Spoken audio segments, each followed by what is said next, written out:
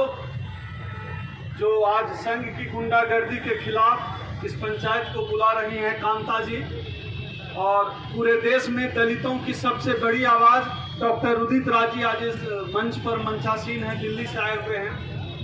वैसे तो मैं बिहार से हूं, लेकिन उदित राज जी के साथ हूं। हमारा संगठन है परिसंघ, और पूरे देश में हमारा संगठन है कर्मचारियों का। हमारे हरियाणा के प्रदेश अध्यक्ष राजेंद्र जोगपाल जी हैं, निशा जी हैं और तमाम साथी हैं। आज जब इस पंचायत में डॉक्टर उदित राज जी की उपस्थिति हुई है, हमारे संगठन के लोगों की उपस्थिति हुई है, तो एक बात तो तय है कि अन्याय के खिलाफ जिस अन्याय की बात यहाँ हो रही है, जो अन्याय यहाँ हो रहा है, आज से उसकी आवाज पूरे देश में गूंजी जाएगी। आज से यह लड़ाई सिर्फ कांता जी की लड़ाई नहीं है, बल्कि पूरे देश के अंबेडकर को मानने वाले जितने लोग हैं उनकी लड़ाई बन गई है। और जो अन्याय यहाँ हुआ है उसका हिसाब यह जो सांसद है, आरएसएस भाजपा का जो सांसद है बालकनाथ, इसका जवाब अब उसको देना पड़ेगा पूरे देश के दलितों को। एक तरफ मोहन भागवत जो है संघ का जो चीफ है, वो दलितों का पैर धोने का नाटक करता है। नरेंद्र मोदी कहता है, जो इसका प्रधानमंत्री है, वो कहता है कि दलितों को कोई छू नहीं सकता। दूसरी तरफ उसके नाक के नीचे जहां भाजपा की सरकार है, मनोहर खट्टर की सरकार है, वहां दलितों पर इस तरह का जुल्म और अत्याचार हो रहा है कि हमें मठों से बाहर कर दिया जा रहा है। अभी कांता बहन ठीक कर रही थी, इनको बर्दाश्त नहीं हो रहा है कि जिन दलितों ने पीढ़ियों तक उनका पैर दबाया था, आज वो न्याय की बात कर रहे हैं, आज वो बराबरी की बात कर रहे हैं, और वो कांता बहन की तरह आंखों से आंखें मिलाकर बात कर रहे हैं। ये संघियों को बर्दाश्त नहीं हो रहा है। संघियों, इस मंच से जिस तरह से आपको कांता बहन ने आज चैलेंज किया है, मैं भी बता देना चाहता हूं, आज से देश के हर दलित यह जानेगा कि रोहतक में किस तरह से आप लोगों ने अत्याचार करने का काम किया है, दलितों के साथ, दलितों को मठ से बाहर करने का, बेइज्जत करने का, बदनाम करने की जो साजिश की है, उस साजिश का खुलासा आज हो गया है और पूरा देश आपसे साथ लेगा।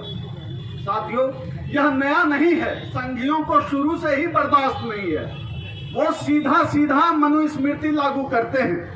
सीधा उनका एजेंडा है कि आप दलित हैं, आप शूद्र हैं, आप उनके पैर दबाइए। पैर से पैदा हुए हैं आप, तो जो मुंह से पैदा हुए हैं उनको बता दें, पता नहीं आप मुंह से कैसे पैदा हो गए, क्या जैविक प्रक्रिया रही है। ज्योतिबा फुले ने अपनी किताब में इस पर विस्तार से लिखा है। ज्योतिबा फुले की किताब गुलामगिरी पढ़ लें, और ब्राह्मण जो कहते हैं मुंह से पैदा हुए हैं, अपना इतिहास देख लें। हम सामान्य जैविक प्रक्रिया से पैदा हुए हैं और हम साधारण मनुष्य हैं, अपने अधिकार के लिए लड़ना जानते हैं। अभी यहाँ संविधान की प्रस्तावना लिखी हुई है पीछे, हम भारत के लोग, संविधान की प्रस्तावना का पहला 4 शब्द है। लेकिन यह जो आरएसएस बीजेपी वाले हैं, वह हम भारत के लोग नहीं मानते हैं। वह लोगों से देश को ही नहीं मानते हैं, वह देश को मानते हैं नारे से।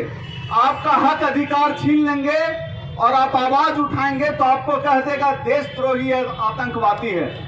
आपकी जमीन कब्जा लेंगे, और जब आप कहेंगे हक अधिकार की बात करेंगे तो आपको कह देगा ये खालिस्तानी है, पाकिस्तानी है।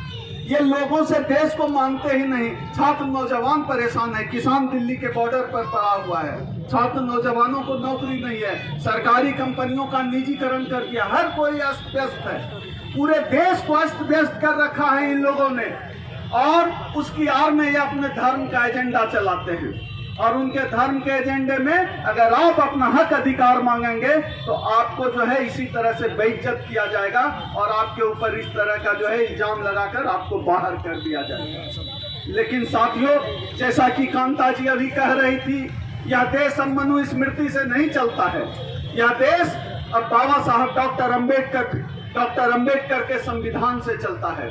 इसलिए न्याय की यह जो लड़ाई जिसको कांता जी ने छेड़ने का काम किया है, अब इस लड़ाई को अंजाम तक पहुंचाने का काम देश के तमाम दलित करेंगे। आज मैं डंके की चोट पर कहता हूं, आज से यह लड़ाई आपकी लड़ाई नहीं है, देश के हर दलित की लड़ाई है, अंबेडकर को मानने वाले हर व्यक्ति की लड़ाई है, हर संगठन की लड़ाई है। तो आपके आपकी इस लड़ाई के साथ हमारा संगठन परिसंघ मंजिल तक पहुंचाएगा। जब तक हम इस लड़ाई को जीत नहीं लेंगे, हम इस लड़ाई को आपका साथ नहीं छोड़ेंगे। चाहे इसके रास्ते में ये सांसद बालकनाथ आए, चाहे मोहन भागवत आए, चाहे नरेंद्र मोदी आए, चाहे सीएम खट्टर आ जाए, इस लड़ाई को हम छोड़ेंगे नहीं। इस लड़ाई को हम अंजाम तक पहुंचा देंगे। इसी के साथ अपनी बात समाप्त करता हूं। क्रांतिकारी